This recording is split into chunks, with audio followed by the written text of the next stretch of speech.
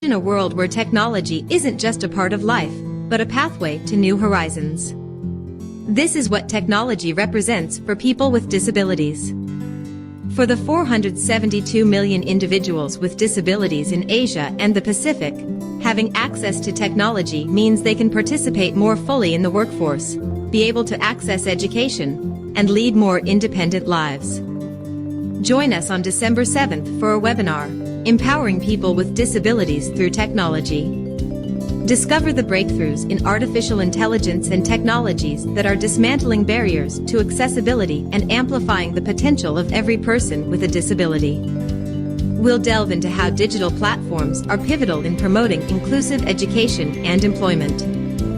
Experts will also share insights on strategies for embedding technology across sectors, ensuring that people with disabilities play a central role in achieving the Sustainable Development Goals. The webinar is co-organized by the Asian Development Bank, Economic Research Institute for ASEAN and East Asia, Google, International Labour Organization, and the Tech for Good Institute. Save the date and register now.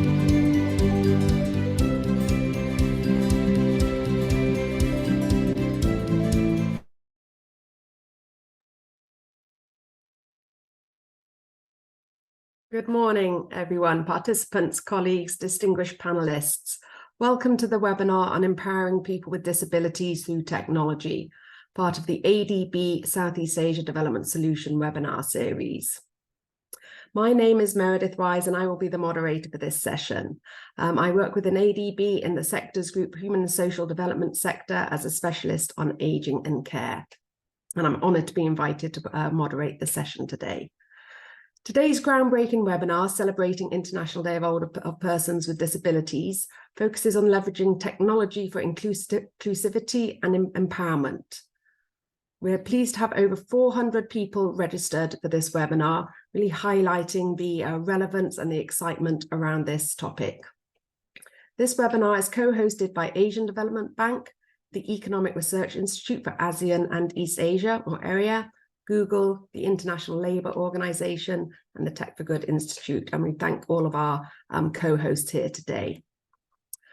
Before we start the session, I just really want to highlight some facts that are really pertinent to the discussion.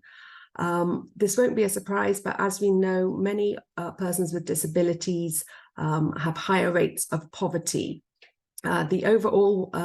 The poverty rates between people with disabilities in the overall population range from about 3.9 to 25% in the difference in poverty rates. And social protection coverage for persons with disability is less than 50% in over sort of half the countries in the region. We know that children with disabilities have lower educational attainment, and this is accelerated at secondary education with higher rates of dropout. And of course, a key focus of our discussion today, people with disabilities are 2 to 6 times less likely to be employed compared with persons without disabilities. Disability inclusive development is a core to ADB, and we address disability inclusion in our Strategy 2030 under 6 operational priorities. And we believe it's essential for the effective implementation of our own Strategy 2030. We are guided in our work by ADB's roadmap on strengthening disability inclusive development, and we will share the link to that in this chat. Today's webinar will really highlight the role of technology as a transformative tool to bridge gaps in inequality, inequity, and open up new opportunities in education, employment, and independent living. We hope by the end of this, you'll be able to take away some key actionable insights for creating a universally inclusive future for all, and be able to discuss how to embed technology across sectors to ensure no one is left behind in achieving the Sustainable Development Goals. We're really pleased that to start the webinar, we'll be having a launch of our own SEADS user-way accessibility widget on our website, which will enhance digital accessibility for persons with disability. Following that launch, we'll have a fascinating panel discussion with this range of global experts, which will really explore breakthroughs in artificial intelligence and assistive technologies. And the discussion will focus on how technology and digitalization can revolutionize inclusive education, employment, and socialization. I will introduce the panel later, but I just want to re-echo ADB's thanks to all of the panelists for joining today for this exciting webinar. So without further ado, I'm very pleased to introduce Juan Magdarog, who's a consultant and the website lead for the Southeast Asia Development Solutions website to launch the accessibility functions of the website. Over to you, Juan. Thank you. Good morning, everyone. My name is Juan, and I'm the website lead for SEADS. As you can see from my video, I am wearing a mask that's connected to a ventilator that helps me breathe. I am using this machine because I was diagnosed with a very rare disease when I was a child. This disease caused severe disability over time. Inclusive growth is not complete if it does not include persons with disabilities. One important aspect that can help promote growth is access to information. Knowledge helps people develop and increase their potential and more. Knowledge can be a way out of poverty. Equal access to information is vital, especially in developing countries. We at SEADS recognize this, and we want to make our platform accessible to the most number of people that we serve, including those with disabilities.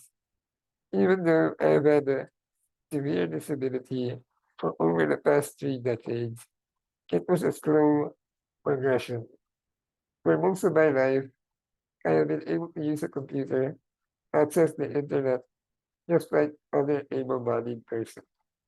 I didn't need any special equipment. Most of my problems were confined to the physical world. So even if I've been living with disability for years, I wasn't really aware of how hard it is for others to navigate the virtual world. We recognize that we need to take steps towards making sure that we are addressing the needs of all persons with disabilities. As such, we have started our accessibility journey. Our goal is to eventually achieve the web content accessibility guidelines to level AA conformance. We know that it will take some time and resources, but we didn't want to wait long to act.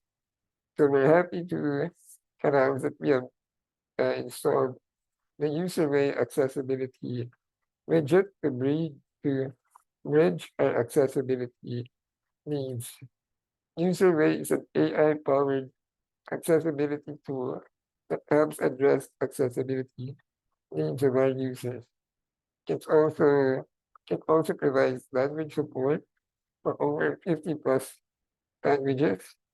We are taking this first important step to help everyone access the information that we publish on our platform. We are also starting the process of upgrading our website code to make it natively accessible. So let me just share my screen for a little bit.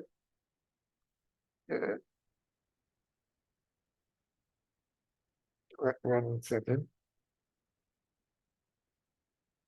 If you can see my screen, the website accessibility widget is found in the top right corner of the page.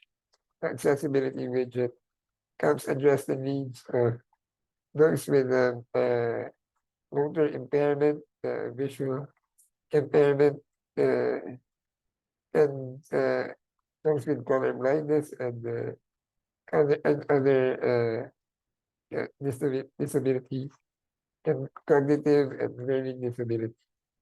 Yeah, the widget also supports translation, as we said, for over 50 languages, including Bahasa, Indonesia, Tagalog, Thai, and Vietnamese, to name a few. Users can activate these features when they want to by clicking the accessibility icon or typing Control or Command U if you're using a Mac, this will bring up the menu. Unlike developed nations which have stricter laws and the rules about website accessibility, that is not the case in Southeast Asia. But we do not really need laws or to be told to do what we think is right and equitable for all. We want to make sure that we are doing our part to promote inclusive growth in whatever way we can. In the coming years, we will embark on a journey to promote and ensure that all people, regardless of abilities, will have equal opportunities to access knowledge and information that we publish. So we invite you to be part of our journey. Please go and check out the accessibility widget on our SEADS website. Send us your feedback and help us improve the way we deliver information for everyone. And like what Meredith said earlier, people with disabilities are most likely to be in poverty. But with the technology and information and education, there is a way out, and there's a way to improve the lives of those persons with disabilities. So thank you, everyone. Back to you, Meredith.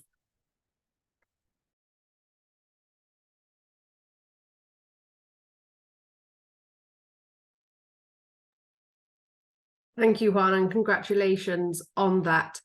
You did make a request for feedback. So if there is a way that if people do have a look at the website and the accessibility widget and would like to send feedback, let's put how they can do that either on the website or in the chat. But thank you for that. Congratulations. Well, it's my great honor now to introduce the panelists joining us today. A very, very distinguished panel. If the panel would like to open their cameras at this stage.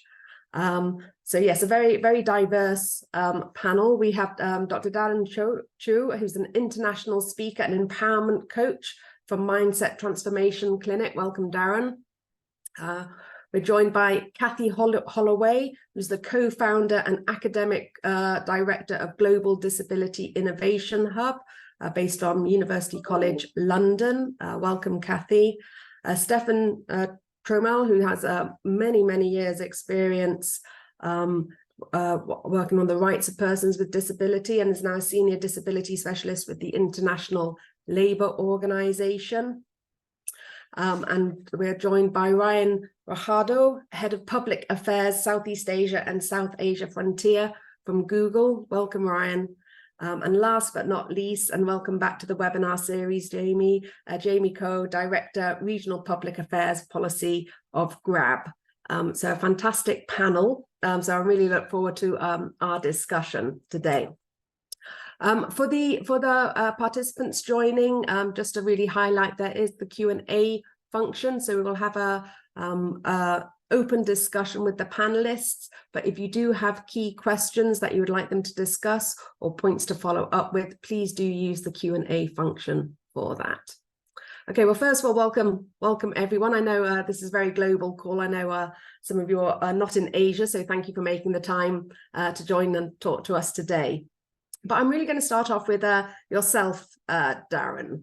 And you were quite keen to highlight that rather than thinking of technology as a device and a tool, how should we be framing the discussion, and what's the correct way of thinking about technology when it comes to its use for persons with disabilities? Hi, welcome everybody. Good morning. Over here in Singapore, it's about 11:30. And I just want to say upfront that I am also a person with disability. 20 years back, I had a massive stroke. Currently, right now, I walk still with a limp, with a walking stick. Unable to do much physical work, but I don't see myself as a person of disability. I see myself as a person with a different ability. And so in response to your question, Meredith, it is really about, the Chinese have this proverb, and it really says about really technology. It's not about the thing that we have. It is about the idea that as to how we are using our technology. So, even the simplest of technology can be as empowering as it can be, based on the person who is able and who is courageous enough to use it to its maximum potential. And I think that is the first point that I really want to bring across, and that is people with disability, regardless of how massive this ability is, really, it is really about the person's mental mindset and his perception about who he is as a person that actually drives his technology usability. Thank you. Thanks for that framing. And we're sort of going to stay on the bigger picture before going into the details. But Kathy, I know, I think you're in Brazil at the moment on a conference actually on human rights and technology. Before we get into the details, what are the biggest sort of opportunities and risks for emerging technology and the human rights of persons with disability? It's a nice big question, Meredith. Thank you. I think it's about 12:30 or 1 o'clock in the morning. So it's always good to get something like that at that stage. I think the biggest opportunities, which might come to later, are things like everyone's talking about, things like the large language models that are powering artificial intelligence, which are helping us transform data sets from one form to another. I'm sure Google will have something to say about that. And there are other things, right? So we've got robotics, we've got transformations of manufacturing, we've got lots of things coming in. And then at the same time, we've got this problem of the fact that technology is moving at a rapid rate, and maybe legislation and other things are not keeping up. So just the other day, we were talking about, for example, some of the work that's now happening where we might be able to read minds. And at the moment, the pictures we get from the mind technology are not perfect, but who owns the brain scans? Just who owns that data? Does that make sense? And most people are developing technology for good. Nobody's setting out to break any rules or regulations or data protection acts or anything like that, or even ethical things. But they suddenly own your thoughts, how you think, and that might be good because we want to be able to control something with our mind, not eyes or breath or even joysticks, but now I can just use my mind. But at some point, someone owns that data. So we've got those kind of problems, and then you've got the other extreme, because you've got the fact that people, as a basic human right, don't have access to the assistive technology that they need to do what they need to do.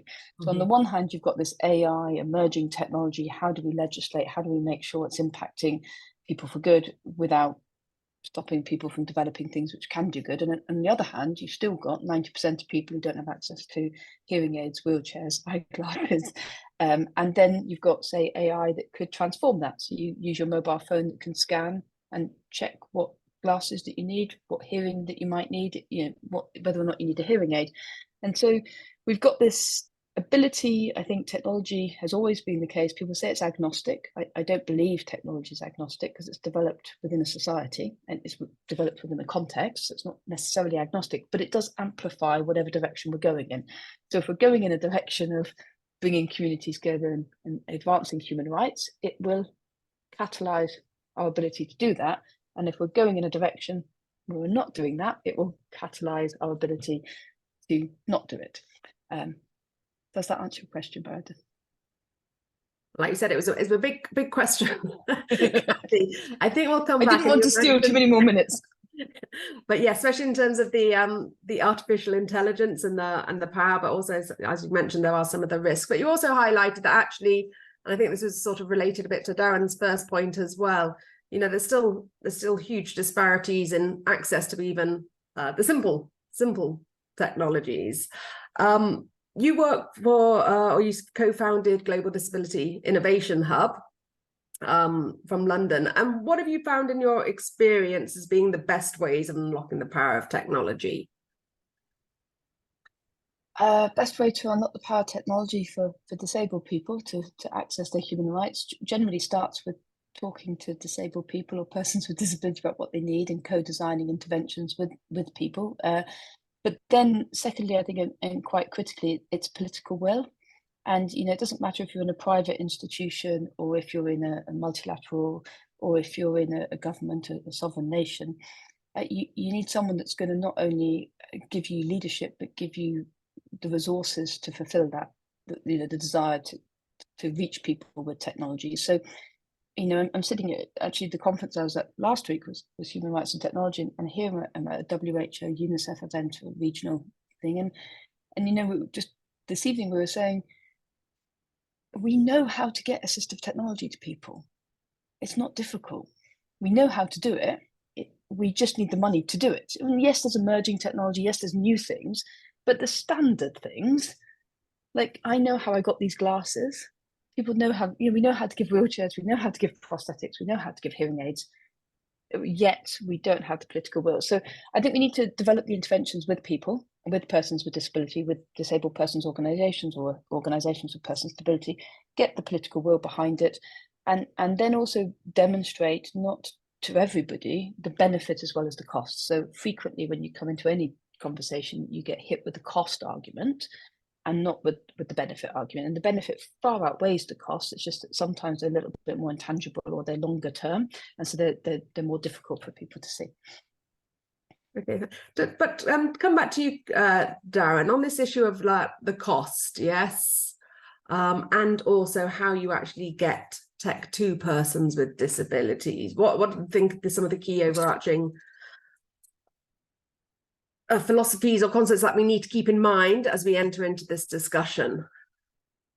Yeah, so I'm just listening to what Kathy said, and I completely agree with her.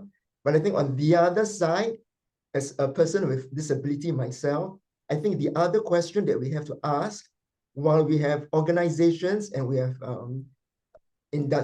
industries that are trying to create technology for people with disability, but we also need to be able to create a mindset, a framework for the people with disability to reach out for this technology. Because I think right now, there is a huge amount, a huge percentage of people who are disabled, who need the technology, but are not reaching out for the technology simply because of fear or just simply because of ignorance.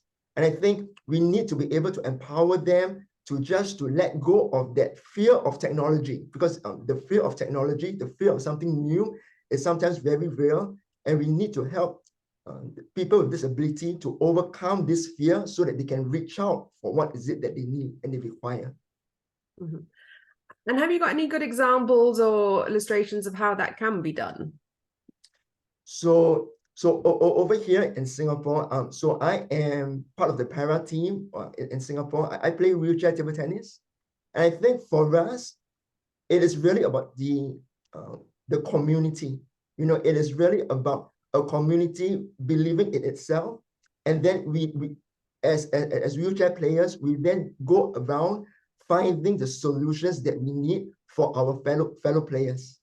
So rather than organizations or even government trying to find a solution, I think the community itself within, there has to be an internal will whereby we have to find the solutions within ourselves for our community. And I think that the will to find that the search for help within is very important.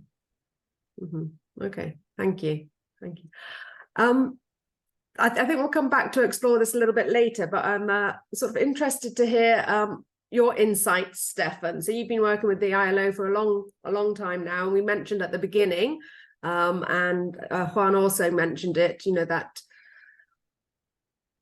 persons with disabilities, the employment rates are low, and there's a struggle to find meaningful and decent work. But we're also here to discuss, you know, what we're seeing in this technological revolution in sort of enabling and supporting persons with disabilities in employment. Could you share with the audience a little bit about the work that you have been doing on the technology, the digital economy, persons with disability and employment? Yes, sure. Well, hello to everybody. I'm talking to you from Dubai, attending COP28 to promote also here the employment of persons with disabilities in the context of the green economy. And I think, and I'm mentioning that because there is also a digital component of the green economy, the digital and green economy. We often get the question, where are the jobs for persons with disabilities? What are the jobs for persons with disabilities? And I always say back, well, the jobs for persons with disabilities are where the jobs for everybody are. And of course, right now, the digital economy and the green economy provide amazing opportunities for persons with disabilities. What we did to contribute to that in early 21, in the middle of the COVID pandemic, we had decided to focus specifically on the role of digital economy, because we saw how digitalization was one of the key elements, which was already there pre-COVID, but of course exponentially increased during COVID times. No? And the challenge that we saw was there was a huge unmet demand of IT professionals. What can we do to ensure that persons with disabilities have access to the skills that would allow them to compete for these new jobs? No? Of course, we were reminded, and we reminded in that publication, that there is definitely a digital gap, digital skills gap. There's a gap in terms of access to technology, also as Cassie would say, but of course there are also amazing opportunities there if we make sure that persons with disabilities have access to the skills, the digital skills. And we do that in the context of the work we do with the private sector. We coordinate the ILO Global Business and Disability Network, and we just had our latest conference a month ago, where again we discussed issues like AI. We had a very interesting session on artificial intelligence. We heard latest examples from companies using it. Very usually, people with disabilities themselves present working in those companies. People that usually would self-identify being also on the neurodiversity spectrum, which I think is a group that is particularly benefiting from digital solutions, and co-designing that. That also goes back to the point that Kathy made. No, it's what we see right now, and we also had a specific session on that. We see a lot of companies have what we call employee resource groups on disabilities, or persons with disabilities working in those large companies and being part of the co-designing of these solutions. At the same time, we were also reminded during our conference that artificial intelligence, with all the still to be explored opportunities it provides, there are also still some challenges also connected to artificial intelligence, but I can come back to that a bit later. I'll leave it there, Meredith. Thank you. Okay, thank you. But just before we go on, Stefan, so we'll come back to the AI discussion, but I was looking at your report or the tagline of the business network that you have, and I think it's disability inclusion is good for business. Could you just for the audience explain a little bit about that, why disability inclusion is good for business? Look, the interesting thing we got again, in our network, we have companies that have been working on disability inclusion, and when in our network we focus on employment. Yeah, that's the mandate of the ILO. But of course, we know that technology is an enabler for that. So that's very clear to us. If technology is designed with people with disability in mind, which is not always the case. No? That goes back to the AI discussion. No?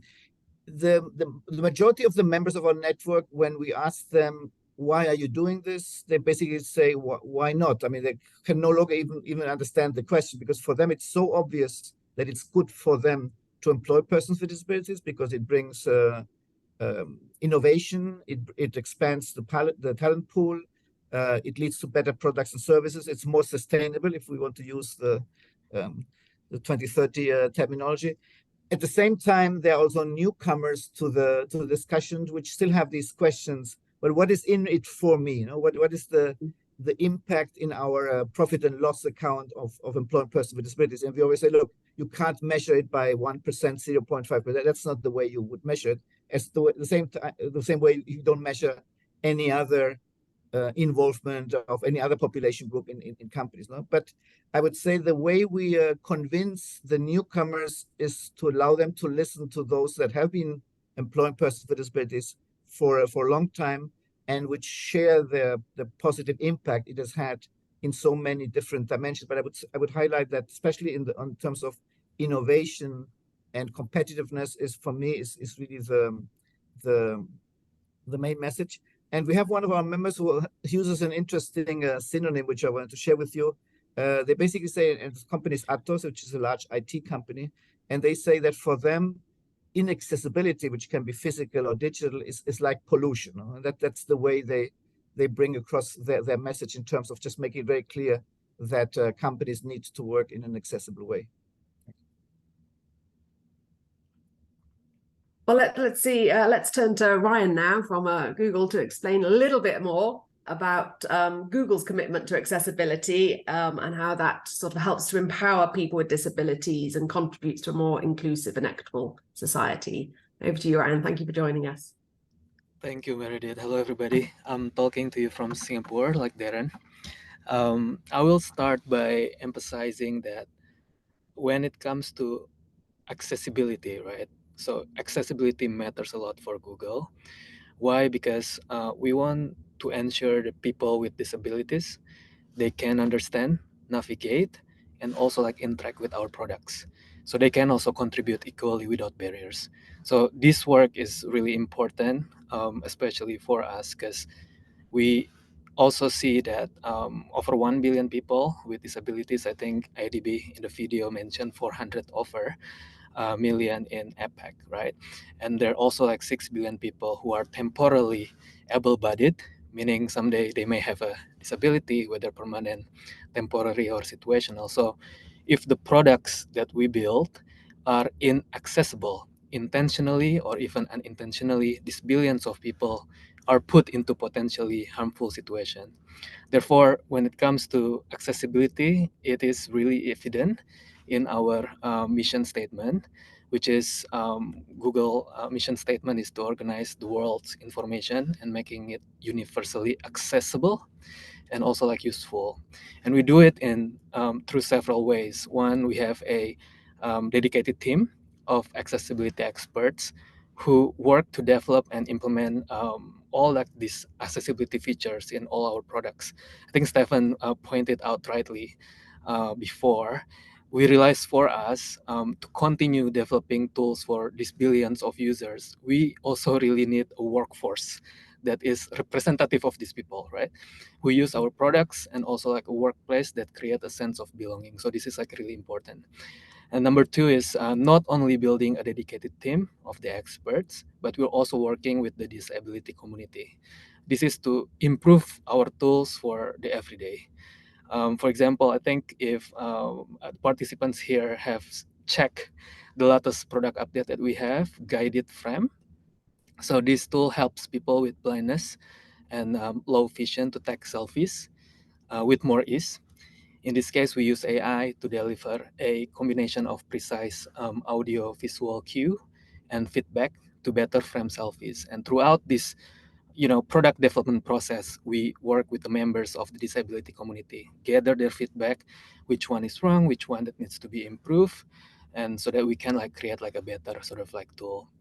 And not only that, we've also been partnering with organization representing people with disabilities, also like to get like continued feedback, Meredith. In fact, recently we opened a new accessibility discovery center. It is actually based in London, and this is a space where our engineers, our researchers, the product teams, all the partners, they can build new kinds of accessibility technologies, which is like to remove more of the barriers, right, that the people with disabilities face every day. And so, in short, I think accessibility is really part of Google's mission, and it is very essential part of our values, and we are really committed to creating a truly accessible and inclusive world. Thank you. But can I just intervene? I think Darren said some people are scared of technology, and I might be one of them. How do people know about your accessibility features? How do you actually communicate to the people who would need to use or benefit these features? Yeah, I mean, we do have a website, accessibility website, that basically cover all the products that can be helpful and can be useful for the people. Of course, like I think in the beginning we also touch upon artificial intelligence, right, and how AI can actually really has the power to create a more accessible and inclusive world for everyone. And for us at Google, we not only trying to make sure that when it comes to the development of AI, it needs to be responsible through a collaboration as well. And that said, that by this strong sort of like collaboration, we will make sure that AI can certainly be a powerful tool for empowering individuals with disabilities. So one landing page to communicate to more people about like what we do, all the tools there, especially powered by AI. I mentioned a bit, I think previously, there are also like some updated tools like Project Relate, which is a communication tool for people with speech impairments that we have updated as well. The development of TalkBack, this is like a built-in screen reader on Android. So all of these tools are available on the accessibility website. I hope the ADB team can also like share the website that we have. Plus videos on YouTube. We also like leverage our team from this accessibility team to communicate all like the product updates almost every 2 months, so that people can also like understand clearly on how to use and the products clearly. Thank you. And you've mentioned AI, and you've given some examples of the use of AI. But what do you have any other sort of key insights related to how AI can enhance accessibility and inclusion? And Kathy mentioned sort of the large language models before. What's most exciting in this area? Yeah, I think again, like we see that AI has the power to create a more accessible and inclusive society, right, for everyone. And then from our side, we are very committed to playing a leading role in making this vision a reality. And I think AI is really important in helping all like community, and we adhere to responsible AI principles, ensuring that AI tools are developed ethically, fairly, and also inclusively. So this mitigating potential biases and discrimination against individuals, especially people with disability. So we aim to make AI power accessibility tools also like affordable and also accessible, not only to individuals but the communities globally. And I think the challenge is also like how to promote the wider adoption of these technologies, right? So no one left behind.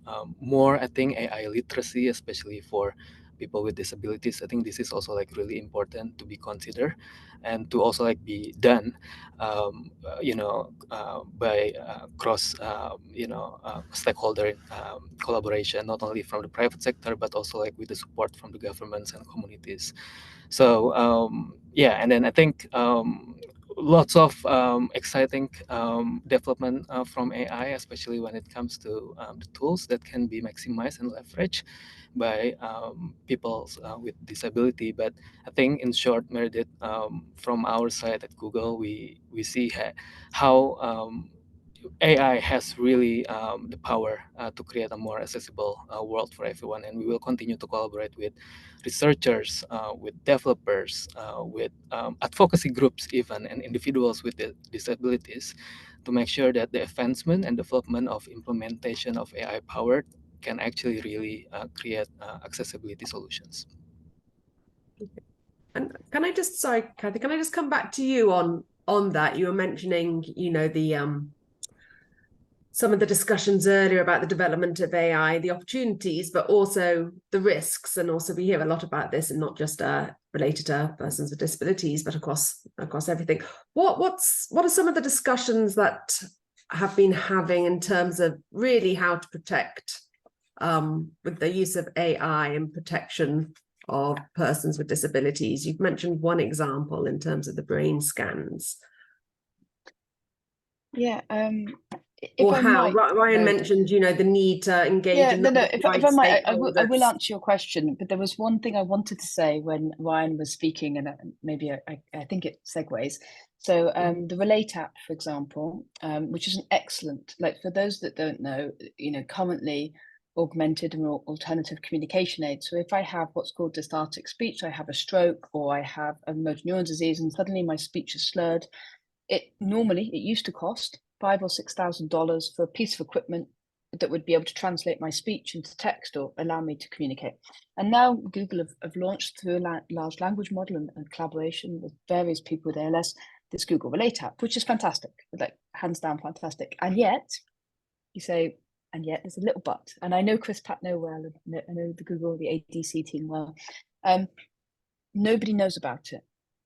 That is a problem. So there's one person employed by the Motor Neuron Disease Association in the UK, and he's going around telling all of the speech and language therapists it exists. And once people know it exists, they can use it. But if you're a speech and language therapist, like for example, Google have launched it in Ghana, excellent, brilliant, wonderful. And I know it's not the Asia region, but there are only about 40 speech and language therapists in Ghana. They're really busy. They've got millions of people, and they're meant to know that I should check the Google website. And so I think there's something about how do we, so when you say about the risks, Meredith, one of the risks actually is that companies, whether it be Google or Microsoft or Amazon or anybody else, are realizing it's their duty, but also it's the right thing to do and all of those good things. And so we shall start creating technologies. However, you've got these systems, whether they be education or healthcare or anything else, which maybe don't yet connect, if that makes sense. And so this lack of connection can be a problem. It's not Google's fault there's lack of connection. It's not healthcare's fault there's the lack of connection, but there is just this natural lack of connection. And so how do we help those two worlds come together and more easily take these brilliant products that are coming and put them in is a really good idea. And then second point, I suppose, in AI in general, in risks, I mean, generally, I think the risks, well, there are a lot of risks around artificial intelligence, lots of risks around advanced technology, but I think people are very willing to give up data at the moment because the benefit and the immediacy feels like a win, right? So I had a hilarious, not that person, but it is actually a person with disability. One of my PhD students has ADHD, therefore they're now using a technology that records things and automates a transcript for them, right? And they think that's a really good idea. He missed a meeting with me recently, but his recorder joined the meeting, which is just bizarre, right? This is like this. I joined a Teams meeting and there's this recorder that says so-and-so's recorder is here. So I sent a message saying, please tell so-and-so, I'd love to talk to them and I'd love to see chapters 2, X to Y of their thesis sometime soon. And they realized they'd missed a meeting when this recorder sent them an email to say, here's the transcript of your meeting. And they went, oh my God, I've missed this meeting, which is fine. But it's very bizarre that why are you recording this without technically there's a box that pops up, but it just joins a meeting. This agent has joined a meeting without really people consenting to it. And there's a social dimension there, right? So if this agent joins this meeting, we don't know if the person has a disability and therefore it's an assistive technology to them, but we also don't know where that data is going. We don't know how long that data is being stored for. We don't know who might have the right to sell that data on. Does that make sense? And where that data is going. And so I think there is this slight tension at the moment between how we give up what we're giving up.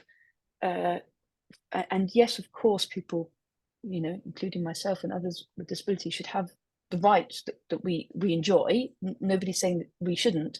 And yet we must make sure this data is secure and that it's only kept for those purposes and that it's definitely not sold on to third or fourth or fifth parties. Does that make sense? And so I think one of the and the law is going to be slow.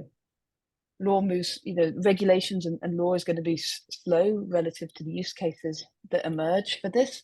So I think we're entering into interesting times, which are both exciting and possibly challenging. But yeah, I think that well, I'm always an optimist. I think the opportunities outweigh the challenges. Darren, can I just come back to you? You were reflecting on some of that quick discussion between Ryan and Kathy, really on the huge potential in the reduction of cost of technology, but access to the know-how that this technology exists, and some of this discussion about sort of data and privacy. Any reflections from you on that? Yeah, so AI technology, the new technology, we just have to be very frank, and we just have to say that it is costly, right? Some of them are costly. The good thing is nowadays there's a lot of this open source software, which is fantastic. But when it comes to new technology, a lot of it is expensive. I mean, if we look at people with disability, like stroke survivor, robotics itself, to actually own a robotic just to help you in your walking, accessibility, that costs quite a bit. And my concern is always with regards to people with disability. They end up eventually at the lower tier of the income stream, and it's always a concern for me as to like how will we be able to reach out to the people who need this technology, and how are they able to afford. So yeah, that's always my concern, and there is right now, as for me at least, no solution, or at least no clear solution for me.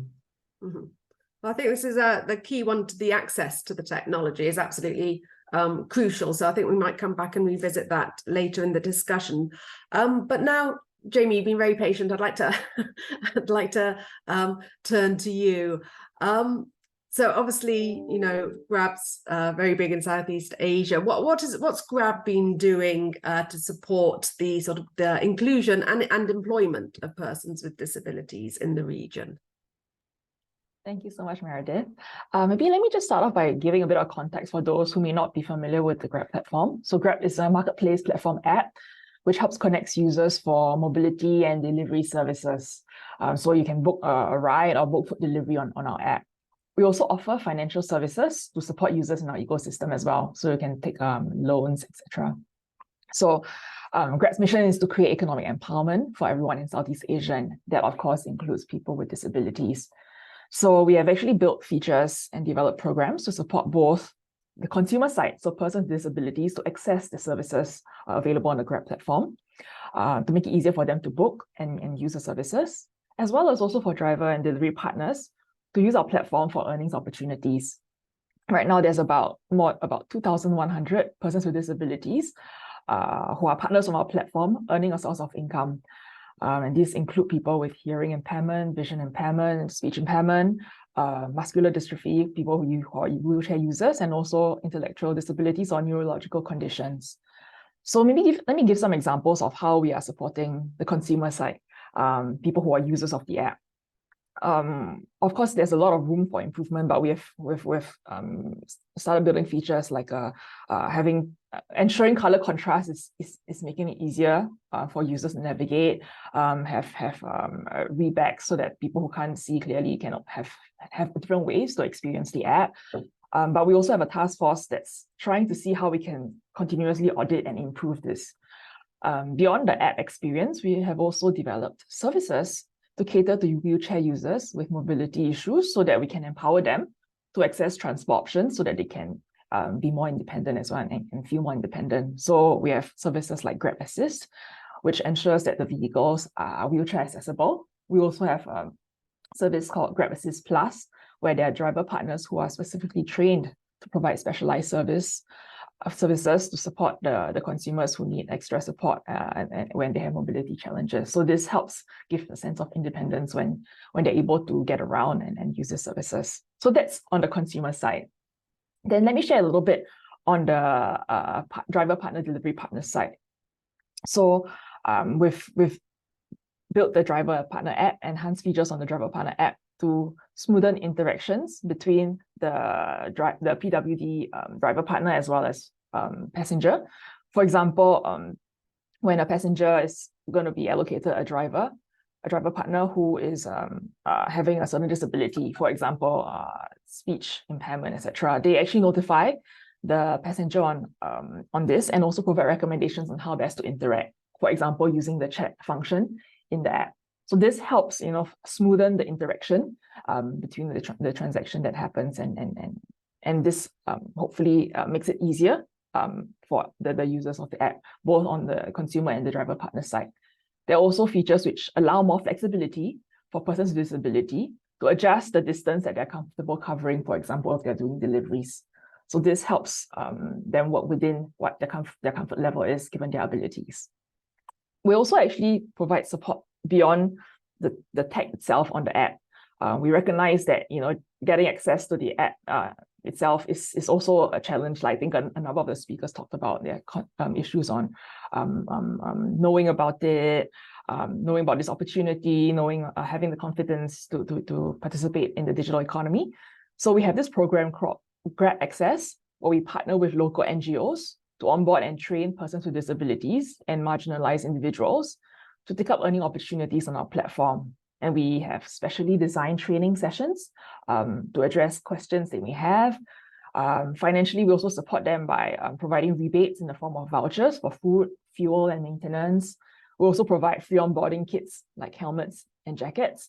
And as we bring on more persons with disabilities in the platform, we are also in the process of building a community, which is also what I think Darren talked about earlier, which is important because it can act as a support group to support others in onboarding, help build their confidence, do mentoring, and give general support for fellow persons with disabilities who want to sort of make that step of are facing challenges unique to their community.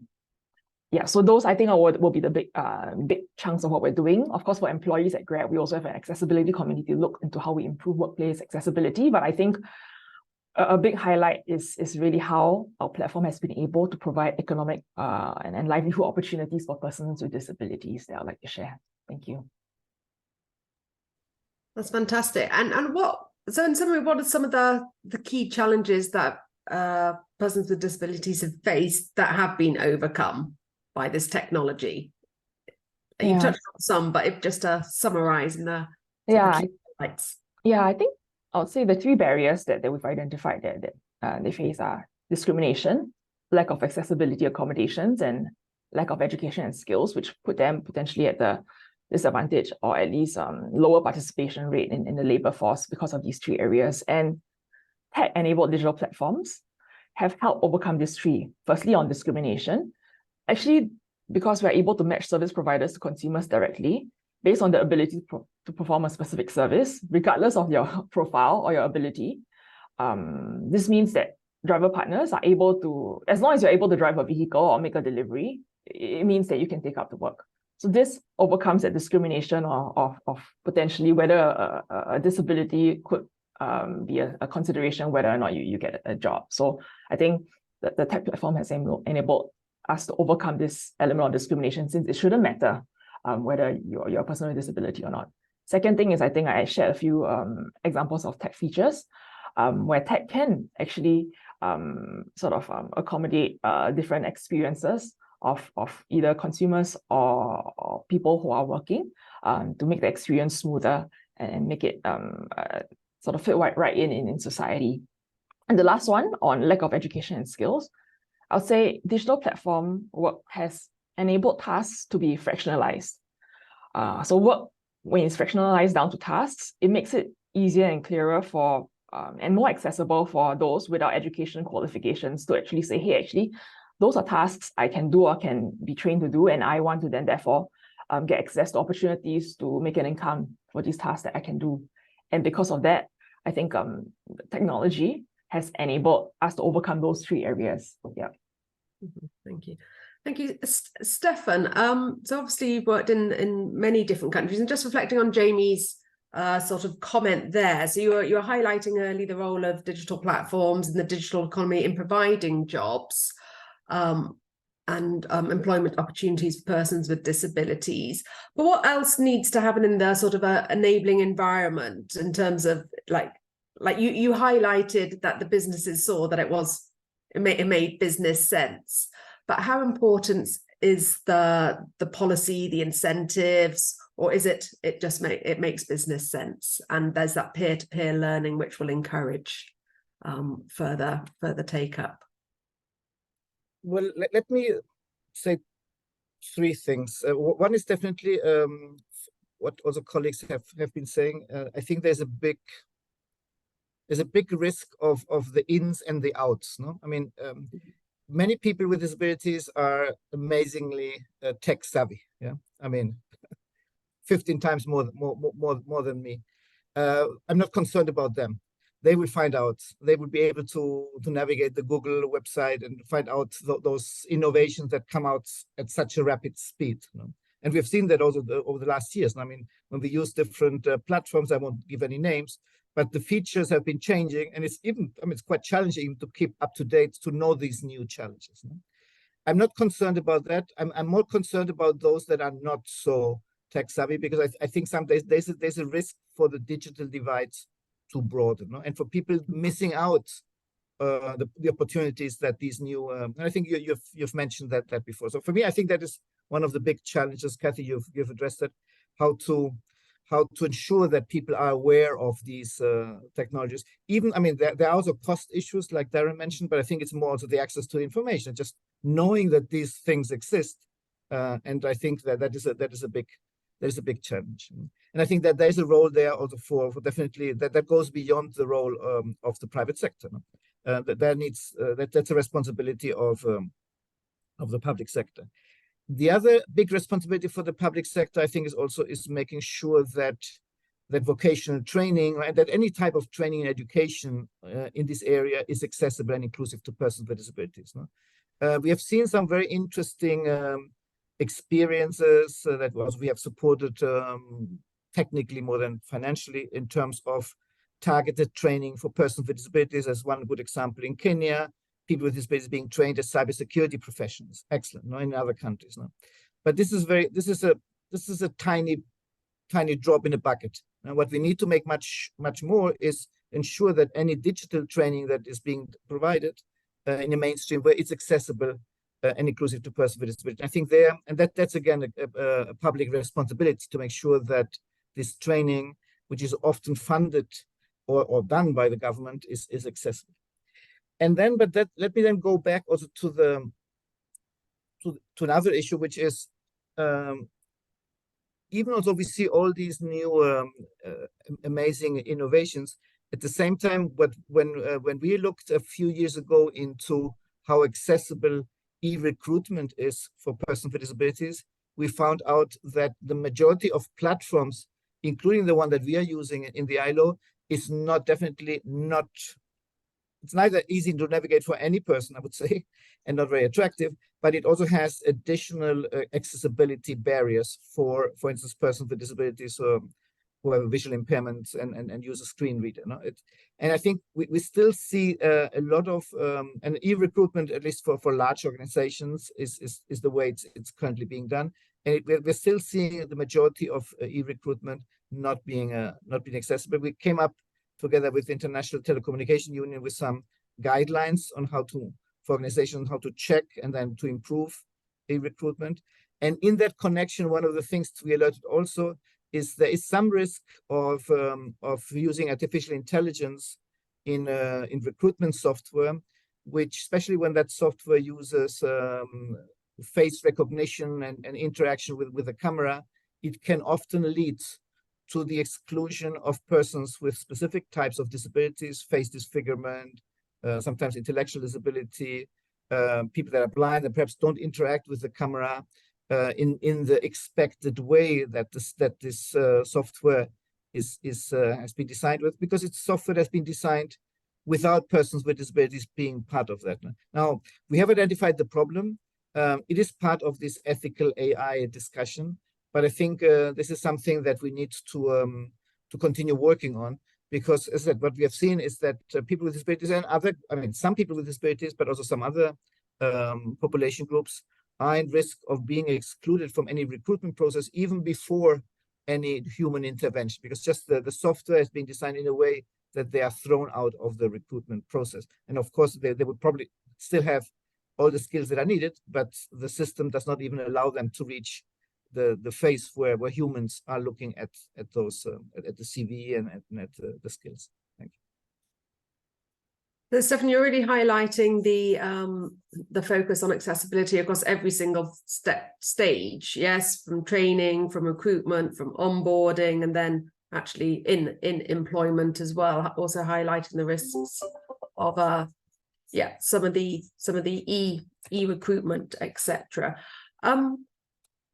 But of course, even to get a job, you mentioned training, Stefan, but we also know that, you know, children with disabilities and students with disabilities are a much higher risk of falling out of education and vocational training, as mentioned.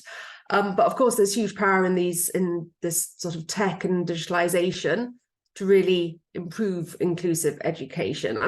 Kathy, I know your institute does this is an area of interest to GDIH. What do you really see? What do you see coming through in terms of technology and its role in enhancing inclusive education? Well, I think it could be really transformative. At some levels, it can do us out of a job. We've been talking about ChatGPT coming along and coding 101 at a university level. And do you need us? You just put into ChatGPT that you need a Python script to do something, and it will give it to you. So it will change the paradigm of education. I think that one of the biggest issues that we have generally is a lack of education a lack of technology getting into the schools or into the environments, like beyond high level. But if you go back to primary school and secondary school, the technology doesn't get in.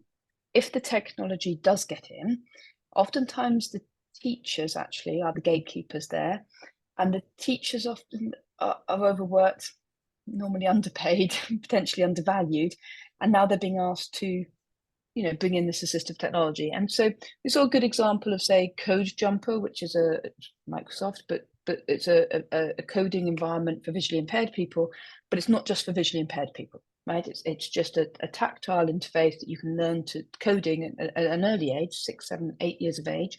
And it doesn't matter if you're visually impaired or not visually impaired, then it's just one technology coming into the classroom. It's one technology the teacher's got to learn. It also means that the child with a visual impairment and the child without visual impairment are using the same technology. So as much as possible, that's what we want to see. We want to see inclusive education, i.e. the technology coming in being the same technology no matter what your abilities are, you're interacting with that technology, you and your peers are having, you know, you're learning together. And I think the biggest barrier we're seeing, it honestly, is the capacity of the educators, as well as the budgets to bring in the technology in the first place. But it often just sits there in the corner of a classroom, might get a few weeks, but afterwards it doesn't. So the teachers want to learn it, they want to do it, but it's just a lack of time. Mm-hmm. So technology's there, but there's other barriers to really you know, well, there's lots of technology there. So, I mean, you can talk about really basic technologies, and talking to UNICEF today, unit cost of hearing aids dropping because the hearing aid is now in the UNICEF procurement catalogue, and so countries can buy via UNICEF, and therefore they get the price that UNICEF would pay for a hearing aid. And you're seeing wonderful examples of children who couldn't hear before. They were going to school, but they just couldn't hear, and now they can hear, and all of a sudden they're enjoying playing more, and they're being more interactive, and they're also enjoying the classroom more. And that's a very standard assistive technology, and so that child doesn't need any other additional help. They now hear, that they get on with their lives, everything's perfectly fine. They probably, by the time they get to my age, they won't care that they wear a hearing aid. And so we're seeing that those technologies, when they're introduced well, work very well. We're also seeing things like digitalization of textbooks, you know, sign language interpretation being digitalized so that schools can roll out sign language interpretation next to somebody speaking, or, you know, and even if the teacher doesn't know sign language, there's a book in sign language. And yet, I'm sure, Ryan, I don't know about you, but my mind immediately goes to, why would you pre-record that? Surely technology will be able to interpret sign language very, very soon. And we were just talking about the costs of sign language interpretation more generally. And actually, there are so many languages and sign languages. And so if you were putting on sign language for this, which sign language would you pick, Meredith? Does that make sense? And actually, video doesn't really allow for you to have an additional 6 sign languages, for example. And yet we should soon be getting to the stage where we're able to translate in sign language. Does that make sense? And that would revolutionize some classroom activities. So I think there's an awful lot of really exciting stuff coming into the classrooms, and also just going beyond classrooms. We must remember that we all learn outside of formal education procedures. I mean, most of what children learn is playing, and really simple idea of playing often for children who might use wheelchairs, for example, is that parents will not give them wheelchairs early on, and they'll keep them in pushchairs, and therefore the children won't ever learn cause and effect. They don't learn to be independent. They learn helplessness because they're pushed for much longer than their peers who get to run around and fall over and jump back up again. So I think the more we can give people at the earliest age possible the technology that they need, if they need an assistive technology, and then at the same time, the more we can get inclusive solutions into the classroom with the teachers as well as the students being trained to use those, we'll see sort of that hockey curve of education flying, and just a nice return for that investment. Thanks for that. So what I heard from yourself, Kathy, and from Ryan and Steph, and that there's the technology is, some of the technology is there, it's fast developing, but it's emerging. The costs are reducing for much of this, but there's still the challenges in getting it out to people or getting it used. And this is sort of an open question for all of you about any really sort of fantastic examples that you think it's worth sharing in terms of collaboration to sort of get to improve access. And I think there's a second part to this question. Obviously, as this is a Southeast Asia sort of website, and ADB work in many of the sort of countries, lower middle income countries as well, where there's huge issues in terms of digital divide, connectivity, etc. Again, what any sort of really inspiring examples that you have seen or you've come up, or any trends that you really see in improving accessibility to this technology in sort of low and middle income countries? It's kind of an open question. Or any key principles? I could give one example, which is just the hardware being accessible. So, for example, we're doing a project with Google where we're handing out 1,500 mobile phones in 3 low and middle income countries, one of which is India. And we are, to hearing impaired people and visually impaired people, we're giving them digital skills training, learning how to use the mobile phone, and then measuring the impact of a mobile phone to understand, can a mobile phone be used as an assistive technology, and how it can, and what's the impact. When we first tried to do that training, some of the cheaper handsets, although they were running Android, they were running Google, and all of the Google apps on that phone were perfectly accessible. A lot of those applications required a camera. You need to open the camera in order to look. And the cheaper handsets hadn't labeled the camera application. So if you're visually impaired and you opened the camera, it just said button, button, button, button, button, button, button. So you couldn't then use any of the other accessibility features because the camera wasn't accessible to you. And so on the one hand, that was very frustrating. So we were about to kick off a load of training and we hadn't foreseen this early on. And we had to drive across a particular country, get to a Samsung store, buy some mobile phones, get across. It was a very interesting expense claim. But in any case, the good news was that conversation set up a conversation with the mobile handset manufacturers to say, when will you make this accessible? And also with the mobile network operators to say, why are you selling handsets that are not accessible? And when will you stop doing so?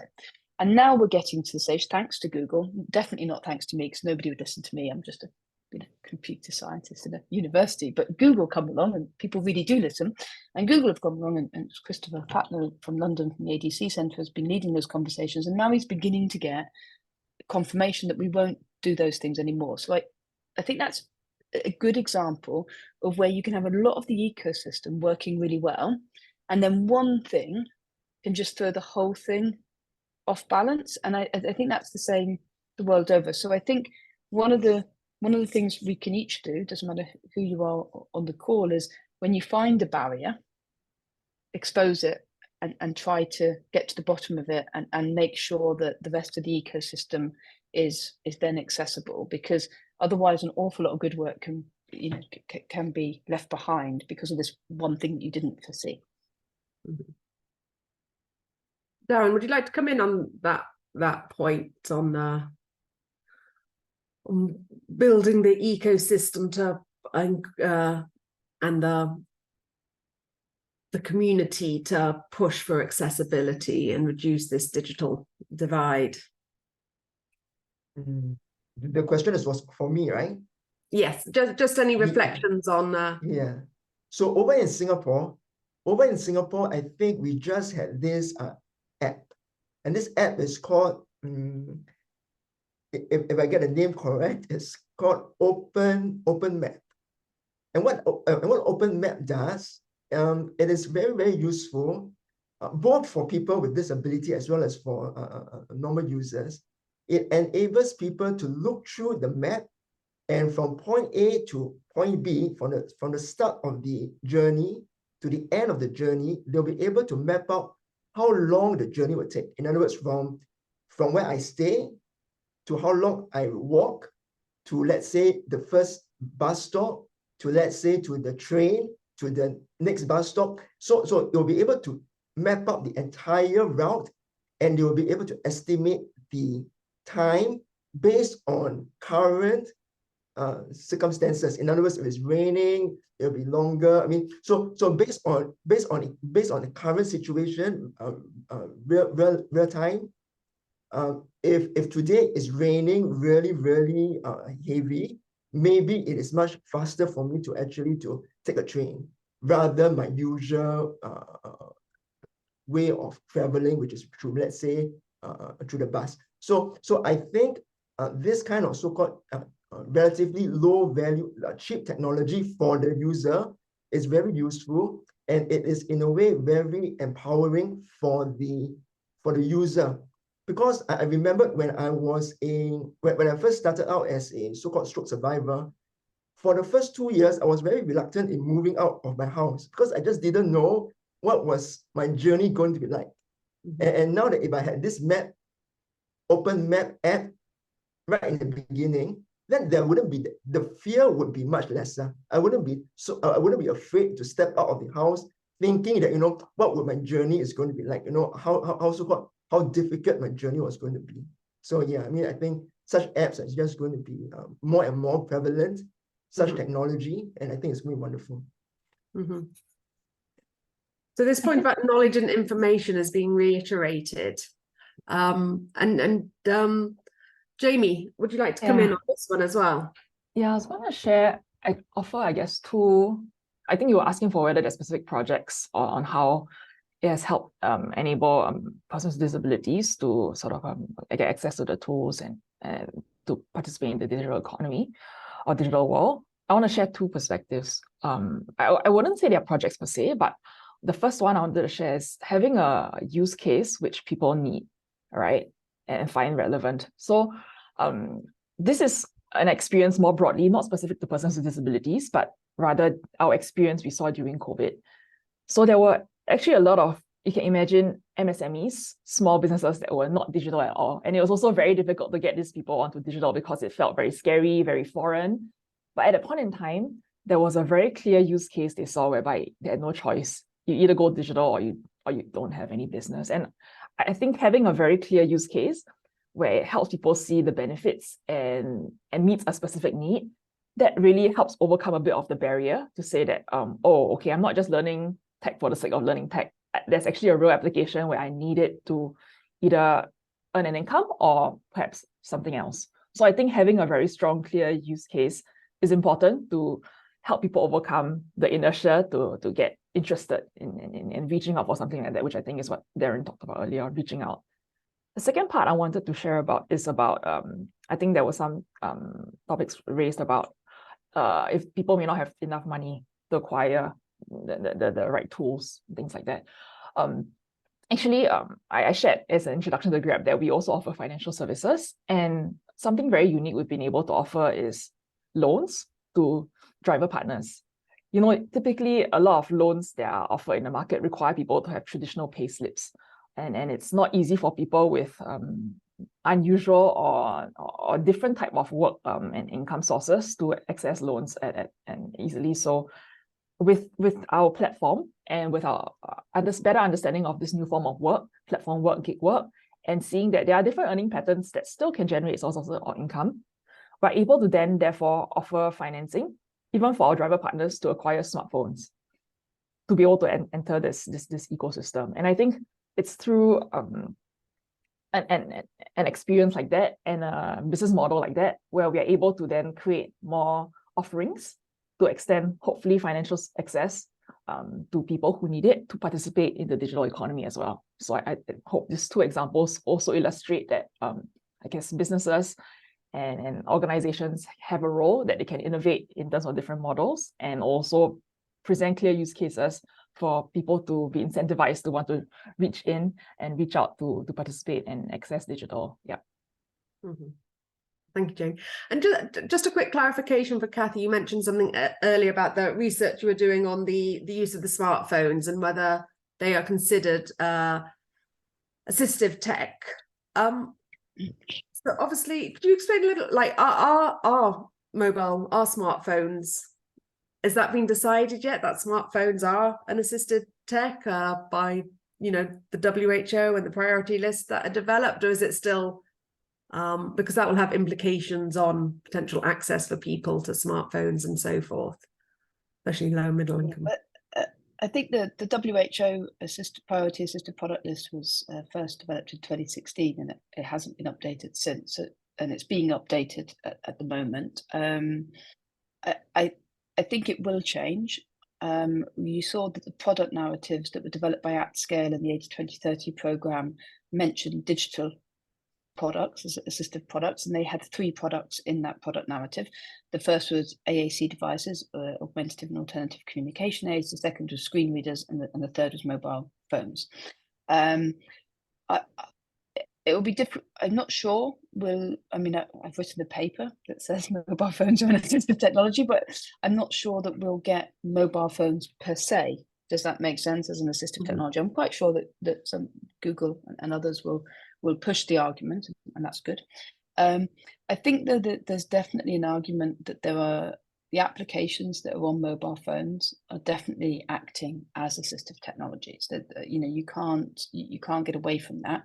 I think the biggest issue comes back to what I was saying earlier about the training. So, it's really obvious when you talk about, say, I know a wheelchair, prosthetic limb. Nobody would give you one of those things and expect, nobody should give you one of those things and expect you to know how to use it, without any fitting or provision service. You wouldn't just think, oh, I'm just going to get a leg and I'll just walk, that you would expect some training. And so the definition from the WHO of an assistive technology is you've got a product, but you've also got everything that comes around that product. You've got somebody that's going to fit it.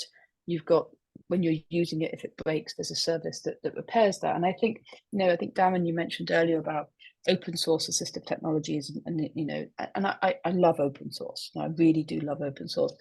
But we've got these different markets now. You've got open source, and of course, as a disabled person, that's a risk, because what if the company just disappears? You commit to learning how to use that bit of software, and then all of a sudden it just disappears. And then at the other end, you've got, a sort of more commercial market model where it's incredibly expensive and you can't afford it. But the company's been around for 20 years and will probably remain. And then you've got something in the middle, like Google's or Microsoft or someone else that's putting it onto mainstream technology, which you might be able to afford.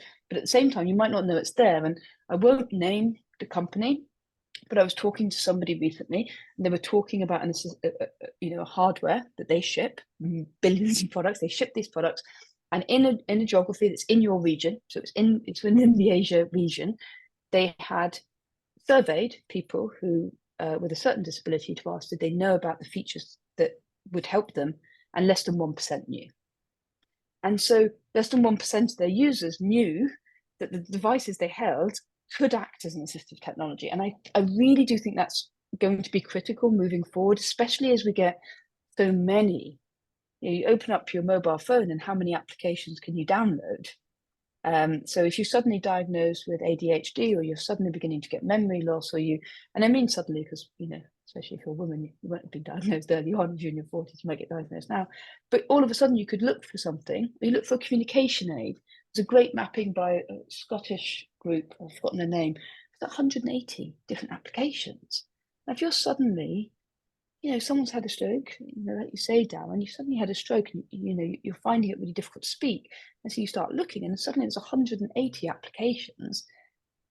There's a point at which you do need help. So there's a point at which, yes, you want autonomy to just have your own choice, but equally, we all need some help sometimes in specialist decision making, so you need some help, and reviews are very important, and listening to other people with your condition or with your set of abilities or disabilities, listening to their experience, obviously very important. And oftentimes we all listen to our peers more than we might listen to a clinician. But sometimes you need both, and if we're all only going to look at, say, an Amazon review or, a place withdrawal review, you're going to end up with even higher levels of abandonment. And at the moment, we accept abandonment rates of assistive technology of about 30%. That's the standard. Hearing aids up to 80%. So we expect persons with disability to download apps, to waste their time trying to use them, to buy assisted. And these are not people who have lots of money. These are people on very limited income, but they are desperate for some relief from the problem that they have. And then something says, oh, and everybody can make a good sales pitch now. So all of a sudden on Instagram, someone's advertising a thing to them and they're buying it. And so it's not to say that's not, sometimes that's good, but oftentimes we're seeing this proliferation where people are downloading multiple apps. They're wasting months trying to get to somewhere. So yeah, I mean, it's if we can get that sweet spot where we get the persons with disability helping to inform people, their peers, along with some critical expert help, along with the training, but yes, mobiles are definitely an assistive technology, if you ask me, Meredith. But if you ask the WHO, I think the jury's still out. Okay. Thank you, Kathy. And Ryan, I wanted to come to you. There's again, it's all on the accessibility. There was a question for you around language. I'm sure people can see it, but and it was really related in the context of low and middle income countries. Language using technology revaluation becomes one of the significant barriers due to the development of technology using one universal language, which is English. What will be your key suggestions to main players in terms of developing new technology to come over this? Thank you, Meredith. From Google, at least we have Google Translate that can be used to prevent any language barriers. But I totally see the sentiment, which is in terms of the dominance of specific language in technology development, right, can really create this significant barrier for the other non-specific language speakers, which is like hindering all like this access to information, participation, and also like potential contributions. So I think we actually have developed a guidance for developers in terms of how to, develop resources that can help accessible products into like their services. We have the guidance on that, but for key players in technology development, I think what I can think of is one, of course, the main players need to promote multilingualism, right? Which is develop tools, for example, or resources, invest more in machine translation technologies, invest more in the multilingual user interfaces, and then also like localized content to make sure that the technology accessible in diverse languages. I think promoting multilingualism and also like developing tools and resources will be the key here. And of course also how to support this multilingual education as well, right? By probably working together with communities, encourage these educational programs that teach technological concept and coding languages in several native languages. Again, I think lots of collaboration needed, especially when it comes to make sure the availability of native languages into like one platform. So research and partnership needs to also be done when it comes to get like all the information and data needed. And of course, I think how to create that open source platforms where we can share knowledge and expertise through these open source platforms that allows developers from different regions to collaborate and contribute to multilingual technology development. So I think these 3 points I would say could be important. And if the main players in technology development can really, invest on this, I think we really can break down and address this language barrier and create a more inclusive and equitable technology future for all. Thank you. I'd just like to highlight to the panel, there is a one question that's been asked, I think, to the tech experts, whether we can answer it live or not. I'm not sure, Kathy or Ryan or Darren, you might know. Do we have a software tool that can live text to speech in live Zoom? If you know of it, please add. If not, we can perhaps we can follow up after on that. Does anyone have any? So is the text to speech in Zoom? Is that the question in Zoom? I can answer, but yeah, if you want it. So hopefully you can follow up on that. If yeah, okay. But thank you. But we're sort of reaching. Well, it's gone very quickly. We're reaching the end of the webinar. So Ryan, when I listen to your answers, the one word I hear repeatedly is collaborate. Yes, it's collaboration is required. But that's my key takeaway from what you're saying. But I'd like to ask everyone else just to think of, from the discussion. It's been a very broad-ranging discussion, starting with Darren to really give us the context, and Kathy really looking at not only the future, but actually really what is the current state in terms of access to technology. And we've discussed, the role, the business sense and why it makes sense, and the role of the digital economy in promoting sort of increasing employment, but also that there's other factors. It's not just the tech, it's not just the technology, it's not just the business case. There are other factors that are needed to really sort of make our societies more inclusive. But just to wrap up very, very quickly, what would be your one key takeaway that you would really like our audience to leave today with? Just very, very briefly, not even elevator pitch. Can I come to Darren?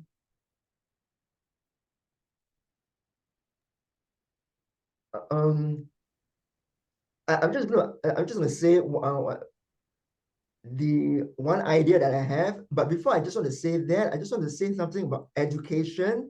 And I think Kathy was saying about education with regards to learning, which I think when it comes to ed tech, I think it's wonderful. I just want to talk about when it comes to examination, because a lot of times right now, I mean, even in Singapore, and Singapore is supposed to be known for its education, there is so much ed tech helping people with disability, and yet when it comes to assessment, when it comes to the examination, even let's say a person with disability, a youth, a teenager, a student who is unable to write, in a way they are still forced to write to complete their exams. So in a way, that is something that we have to go into. So even though we have the technology, but yet the assessment format is still the same. So I mean, that is my concern, and that's always something that I'm still trying to always remind people, you know, technology is great, but somehow or another we need to be able to examine the students properly. And Every again, step of the process. Yes, I think it's similar to Stefan's comment earlier about the recruitment, thinking through every step of the process. Yeah. So with regards to my thoughts when it comes to today's panelists discussion, I think it's wonderful. Thank you everybody for being here. And I just think that as a trainer, as a speaker, really it is really about the mindset. You know, if we look at disability is not about the person with disability. It is about his mindset. Actually, it is never about the disability. It is about the individual and what he thinks about himself, what he views about himself. And I think that is the most important thing. And I think once he gets that settled, that he is beyond his disability, then all this technology can come in to empower him. Thank you. Thank you. Jamie, one quick takeaway from you, from Grab? Yeah, thank you. I hope that people can see how digital platforms can be a partner to help PWDs access livelihood opportunities, because it does not just bring financial independence, but it also helps build their confidence in participating in the workforce and society. And hopefully this builds the confidence for them to do a lot more and engage a lot more, like what Darren said. Thank you. Stefan, over to you in Dubai.